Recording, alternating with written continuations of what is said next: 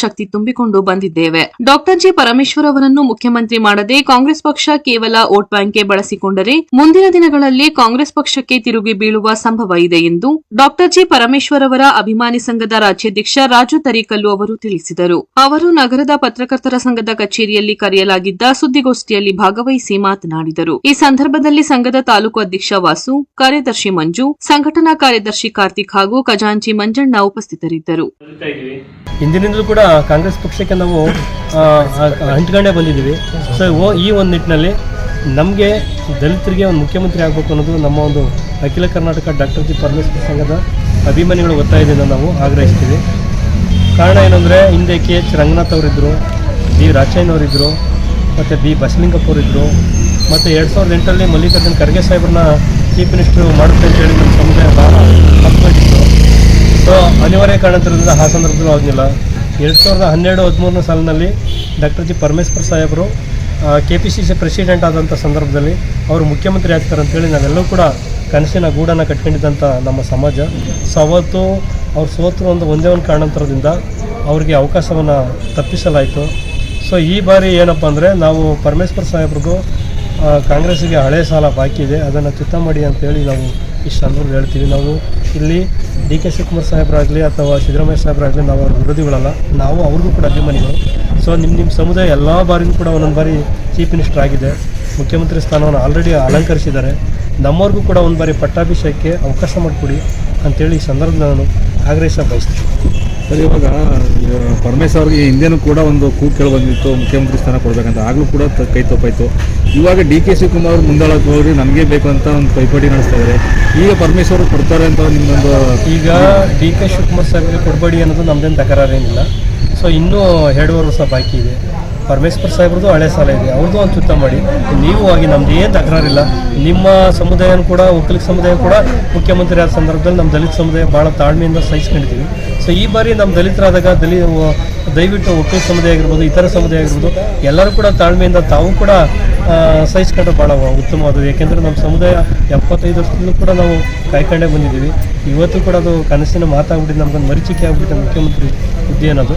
So ಈ ಒಂದು ನಿಟ್ಟಿನಲ್ಲಿ ಈ ಬಾರಿ ಕೊಟ್ಟರೆ ಮುಂದೊಂದು ದಿನ ನಮ್ಮ ಸಮುದಾಯ ಕಾಂಗ್ರೆಸ್ ಪಕ್ಷದ ಹಿಂದೆ ಇರುತ್ತೆ ಅಂತೇಳಿ ನಾನು ಈ ಸಂದರ್ಭ ಹೇಳಲಿಕ್ಕೆ ಬಯಸ್ತೇನೆ. ಸರ್, ಈಗಾಗಲೇ ದಲಿತ ಸಮಾಜಕ್ಕೆ ಒಂದು ಉನ್ನತ ಸ್ಥಾನಗಳನ್ನ ಕರ್ನಾಟಕದಲ್ಲಿರುವಂಥ ದಲಿತ ನಾಯಕರು ಕೊಟ್ಟಿದ್ದಾರೆ. ಈಗ ಅದು ಕೂಡ ಮುಖ್ಯಮಂತ್ರಿ ಸ್ಥಾನಕ್ಕೆ ಹೋಲಿಸ್ಕೊಂಡು ಈಗ ದಲಿತರನ್ನ ಒಂದು ಉನ್ನತ ಸ್ಥಾನದಲ್ಲಿ ನೋಡ್ತಾ ಇದ್ದಾರೆ ಕರ್ನಾಟಕದಲ್ಲಿ ಅಂತ ಒಂದು ಮಾತು ಬರ್ತಿದೆ. ಈಗ ನಮ್ಗೇನಾಗಿದೆ ಅಂದರೆ ನೀವು ಮಂತ್ರಿ ಸ್ಥಾನನೇ ಕೊಟ್ಟು ನಮ್ಮನ್ನ ಸೀಮಿತ ಮಾಡಬೇಡಿ ಅನ್ನೋದು ನಮ್ಮ ಭಾವನೆ. ಈಗ ಆಲ್ರೆಡಿ ಮಂತ್ರಿ ಸಾಕಷ್ಟು ಸಲ ಆಗಿದ್ದಾರೆ, ಎಲ್ಲ ಸಮುದಾಯದವರು ಆಗಿದ್ದಾರೆ. ಮುಖ್ಯಮಂತ್ರಿ ಎಲ್ಲ ಆಗಿದ್ದಾರೆ ತೋರಿಸಿ, ಒಬ್ಬ ಯಾರಾದರೂ ದಲಿತರು ಮುಖ್ಯಮಂತ್ರಿ ಆಗಿದ್ದಾರೆ ಕರ್ನಾಟಕದಲ್ಲಿ, ನಾವು ಅದನ್ನ ಚಕರನೇ ಮಾತಾಡೋಲ್ಲ. ಇದುವರೆಗೆ ಯಾರಾದರೂ ಒಬ್ಬರಾದರೂ ಮುಖ್ಯಮಂತ್ರಿ ಆಗಿದ್ದಾರಾ? ಆಗಿಲ್ಲ. ಹಾಗಾಗಿ ಪರಮೇಶ್ವರ್ ಸಾಹೇಬ್ರಿಗೆಲ್ಲ ಅವರು ಸಮರ್ಥರಿದ್ದಾರೆ, ಧುರೀಣರಿದ್ದಾರೆ, ರಾಜಕೀಯ ಮುಸ್ತಿದಿ ಇದ್ದಾರೆ. ಅವರು ಯಾವುದೇ ರೀತಿ ಯಾವ ವಿಷಯದಲ್ಲೂ ಕೂಡ ಅವರೇನು ಕಮ್ಮಿ ಇಲ್ಲ. ಸೊ ಈ ಒಂದು ನಿಟ್ಟಿನಲ್ಲಿ ಅವರು ಎಲಿಜಿಬಲ್ ಇದ್ದಾರೆ ಮುಖ್ಯಮಂತ್ರಿ ಸ್ಥಾನಕ್ಕೆ. ಸೊ ಅವಕಾಶ ಕೊಟ್ಟರೆ ಮುಂದೊಂದು ದಿನ ನಮ್ಮ ಸಮುದಾಯ ಕಾಂಗ್ರೆಸ್ಗೆ ಬೆಂತಟ್ಟುವಂಥ ಕೆಲಸವನ್ನು ಮಾಡುತ್ತೆ, ಹಾಗಾಗಿ ಕೈ ಹಿಡುವಂಥ ಕೆಲಸವನ್ನು ಮಾಡುತ್ತೆ. ಇಲ್ಲ ಅಂದರೆ ನಮ್ಮ ಸಮುದಾಯ ಮುಂದೊಂದು ದಿನಕ್ಕೆ ಎಲ್ಲರೂ ಕೂಡ ವಿದ್ಯಾವಂತರಿದ್ದಾರೆ, ಬುದ್ಧಿವಂತರಿದ್ದಾರೆ. ಸೊ ಮುಂದೊಂದು ದಿನ ನಮ್ಮ ಸಮುದಾಯ ಕೈ ಬಿಡುವಂಥ, ಈಗ ಆಲ್ರೆಡಿ ಎಲ್ಲ ಕಡೆ ಕಾಂಗ್ರೆಸ್ಸು ಧೂಳಿಪಟ್ಟಾಗಿದೆ. ಕರ್ನಾಟಕದಲ್ಲಿ ನಮ್ಮ ದಲಿತ ಸಮುದಾಯನ ವಿಶ್ವಾಸ ತಗೊಂಡ್ರೆ ಮುಂದೊಂದು ದಿನ ಅದಕ್ಕೆ ಒಂದು ಶಕ್ತಿ ತುಂಬ ಕೆಲಸ ಇನ್ನೂ ಹೆಚ್ಚಿಗೆ ಸಂಖ್ಯೆಯಲ್ಲಿ ನಮ್ಮ ಸಮುದಾಯ ಮಾಡುತ್ತೆ ಅಂತೇಳಿ ಈ ಸಂದರ್ಭದಲ್ಲಿ ಹೇಳೋಕ್ಕೆ ಅನಿಸ್ತದೆ. ಸರ್, ಇವಾಗ ಏನು ದಲಿತ ಮುಖ್ಯಮಂತ್ರಿ ಬೇಕು ಅಂತ ಏನು ಹೋರಾಟ ಮಾಡ್ತಾಯಿದ್ದೀರಿ, ಏನು ನೀವು ಒಂದು ಪ್ರೆಸ್ ಮೀಟ್ ಮಾಡಿ ಒಂದು ಹೇಳಿಕೆ ಕೊಡ್ತಾಯಿದ್ದೀರಿ.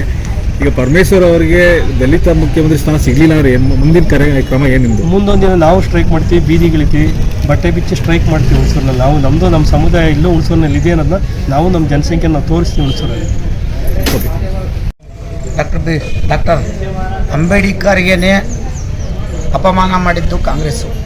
ಸೊ ಆಗಿದ್ದರೂ ಸಹ ನನ್ನ ಜನಾಂಗೀಯ 75 ವರ್ಷಗಳಿಂದನೂ ಕಾಂಗ್ರೆಸ್ನ ಬೆಂತಟ್ಟುವಂಥ ಕೆಲಸ ಮಾಡ್ತಿದೆ. ಏನಕ್ಕೆ ಅಂತಂದರೆ ಮುಂದೊಂದು ದಿನ ನನ್ನ ಜನಾಂಗಕ್ಕೆಲ್ಲೋ ಒಂದು ಪಟ್ಟ ಕೊಡ್ತಾರೆ ಅಂತ ಅಂದ್ಕೊಂಡವ್ರೆ. ಆದರೆ ಈಗಲೂ ಹೇಳ್ತಿದ್ದೀವಿ, ಏನಾದ್ರೂ ಈಗಾಗಲೇ ನಮ್ಮ ಅಧ್ಯಕ್ಷರು ತರೀಕಲ್ ರಾಜ್ ಅವರು ಎಲ್ಲನೂ ಹೇಳಿದ್ದಾರೆ, ಮತ್ತು ನಾವು ಹೇಳೋದೇನು ಬೇಡ, ಹೆಚ್ಚು ಮಾತಾಡೋಕ್ಕೂ ನಮಗೆ ಇದಿಲ್ಲ. ವಿಚಾರ ಇಷ್ಟೇ, ಡಾಕ್ಟರ್ ಪರಮೇಶ್ವರ್ ಜಿ ಅವರಿಗೆ ಮುಖ್ಯಮಂತ್ರಿ ಸ್ಥಾನ ಕೊಡಬೇಕು ಅನ್ನೋದು ನಮ್ಮ ಹೋರಾಟ. ಇವತ್ತು ನಾವು ಅವತ್ತೇ ಹೋರಾಟ ಮಾಡ್ತಾಯಿದ್ದೀವಿ, ತಾಳ್ಮೆಯಿಂದ ಇದ್ದೀವಿ. 75 ವರ್ಷದಿಂದ ನನ್ನ ಜನಾಂಗೀಯ ತಾಳ್ಮೆಯಿಂದಿದೆ. ಅವ್ರಿಗೆ ಮುಖ್ಯಮಂತ್ರಿ ಸ್ಥಾನ ಕೊಡಬೇಕು. ಕೊಡಲಿಲ್ಲ ಅಂತಂದರೆ ನಾವು ಇವತ್ತು ತಾಳ್ಮೆಯಿಂದ ಪ್ರೆಸ್ ಮೀಟ್ ಮಾಡಿವೋ, ಮುಂದೊಂದು ದಿನ ಹುಣಸೂರು ತಾಲೂಕಲ್ಲಿ ಉಗ್ರವಾದ ಪ್ರತಿಭಟನೆ ಮಾಡ್ತೀವಿ, ಜೊತೆಗೆ ಕರ್ನಾಟಕಕ್ಕೂ ಕರೆ ನೀಡ್ತೀವಿ. ಎಲ್ಲ ಕಡೆಯಿಂದನೂ ಜನಾಂಗೀಯವಾಗಿ ನಾವು ಹೋರಾಟ ಮಾಡೋಕ್ಕಂತೂ ನಿಂತಿರ್ತೀವಿ. ಇದೇನಾದರೂ ಇವರು ಇದನ್ನು ಪರಿವರ್ತನೆ ಹೊಂದಿ ಕಾಂಗ್ರೆಸ್ ಅವರು ಏನು ರಾಜ್ಯ ಮಟ್ಟ ರಾಷ್ಟ್ರ ಮಟ್ಟದಲ್ಲಿರ್ತಕ್ಕಂಥ ಧುರೀಣ ನಾಯಕರುಗಳು ಇದನ್ನು ಗಣನೆಗೆ ತಗೊಂಡು ಅವ್ರಿಗೆ ಕೊಡಬೇಕಾದಂಥ ಹುದ್ದೆ ಕೊಡಬೇಕು. ಎಲ್ಲ ಮಂತ್ರಿ ಸ್ಥಾನನೂ ಕೊಟ್ಟವ್ರೆ, ನಾವಿಲ್ಲ ಅಂತ ಹೇಳ್ತಿಲ್ಲ, ಆದರೆ ರಾಜನ ಪಟ್ಟ ಕೊಡಿ ಅಂತ ಕೇಳ್ತಿದ್ದೀವಿ ಅಷ್ಟೇ. ನಾವೇನು ತಗೊಂಡೋಗಿ ನಮ್ಮನ್ನ 15 ವರ್ಷ 20 ವರ್ಷ ರಾಜಪಟ್ಟ ಕೇಳ್ತಿಲ್ಲ, ಇರ್ತಕ್ಕಂಥ ಏನು 2.5 ವರ್ಷ ಇದೆಯೋ ಅದರಲ್ಲಿ ನಿಮ್ಗೆ ಎಷ್ಟಾಗುತ್ತೆ ಅಷ್ಟು ಕೊಡಿ ಅಂತ. ನನ್ನ ಜನಾಂಗೀಯ ಮತ್ತು ಮುಸ್ಲಿಂ ಜನಾಂಗೀಯ ಆ 2 ಜನಾಂಗೀಯಕ್ಕೆ ವಂಚಿತವಾಗಿರ್ತಕ್ಕಂಥದ್ದು ಮುಖ್ಯಮಂತ್ರಿ ಸ್ಥಾನ. ನಮ್ಮ ಜನಾಂಗೀಯಕ್ಕೆ ನಾವು ಕೊಡಿ ಅಂತ ಹೋರಾಟ ಮಾಡ್ತೀವಿ. ನಾವು ಹೇಳಿದ್ರೆ ಎಲ್ಲರೂ ಇಳಿತಾರೆ, ಎಲ್ಲ ಜನಾಂಗೀಯಕ್ಕೂ ಕೊಟ್ಟಿದ್ದಾರೆ, ನನ್ನ ಜನಾಂಗೀಯಕ್ಕೆ ಯಾಕೆ ಕೊಡಲ್ಲ? ಕಾನ್ಸ್ಟಿಟ್ಯೂಷನ್ ಏನು ಬರ್ದಿಲ್ವಾ? ಅಂಬೇಡ್ಕರ್ ಅವರು ಪ್ರತಿಯೊಂದು ಜನಾಂಗೀಯಕ್ಕೂ ಕೊಡಬೇಕು ಅಧಿಕಾರನ, ಮಾನವ ಹಕ್ಕು ಆಯೋಗದಲ್ಲಿ ಎಲ್ಲ ಪ್ರತಿಯೊಂದು ಇದೆ, ಯಾಕೆ ಕೊಡಲ್ಲ? ನಮ್ಮ ಹೋರಾಟ ಇಷ್ಟೇ. ಪರಮೇಶ್ವರ್ ಜಿ ಅವರಿಗೆ ಮುಖ್ಯಮಂತ್ರಿ ಸ್ಥಾನ ಕೊಡಬೇಕು ಅನ್ನೋದು ನಮ್ಮ ಹೋರಾಟ. ನಾವಿಲ್ಲಿ ಒಂದು ಬಾರಿ ಸ್ಟ್ರೈಕ್ ಮಾಡಿದ್ವಿ, ಮತ್ತು ಇವತ್ತು ಶಾಂತಿಯುತವಾಗಿ ನಾವು ಪ್ರೆಸ್ ಮೀಟ್ ಮಾಡಿದ್ವಿ. ಮತ್ತು ನಮ್ಮ ಅಧ್ಯಕ್ಷರು ಏನಿದ್ದಾರೋ ತರೀಕಲ್ ರಾಜ್ ಅವರು, ಅವ್ರ ಸಮ್ಮುಖದಲ್ಲಿ ನಾವು ಉಗ್ರವಾದಂಥ ಪ್ರತಿಭಟನೆ ಮಾಡೇ ಮಾಡ್ತೀವಿ. ಅಷ್ಟೇ ಹೇಳಕ್ಕೆ ನಾನು ಇಷ್ಟಪಟ್ಟು ನಮ್ಮ ಮಾತನ್ನು ಮುಗಿಸ್ತೀನಿ. ಜೈ ಭೀಮ್.